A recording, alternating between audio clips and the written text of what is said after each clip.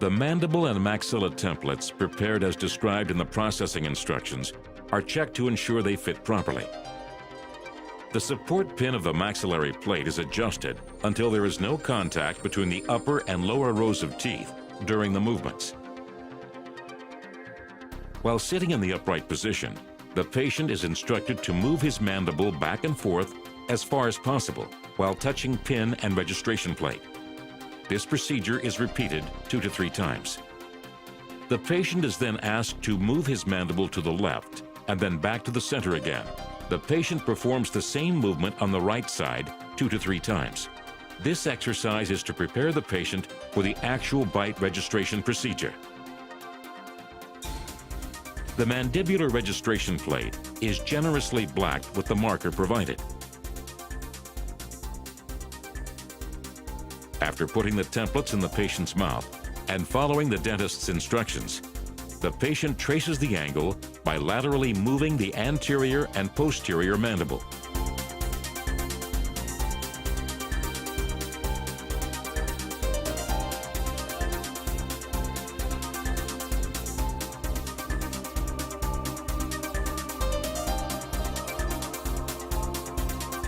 Crosshair symbol drawn on the tip of the arrow, centric.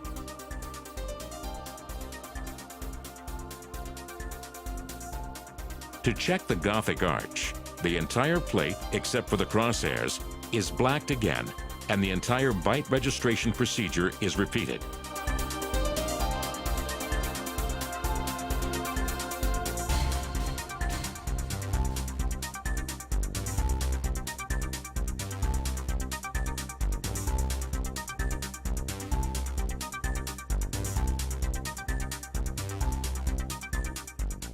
If the second Gothic arch is also positioned exactly on the crosshairs, the plexiglass roundel can be drilled in the position of the tip of the arrow and fixed into place using adhesive wax. The opening and closing movements make it possible to check in the mouth and see whether the tip of the arrow snaps into the hole of the plexiglass roundel.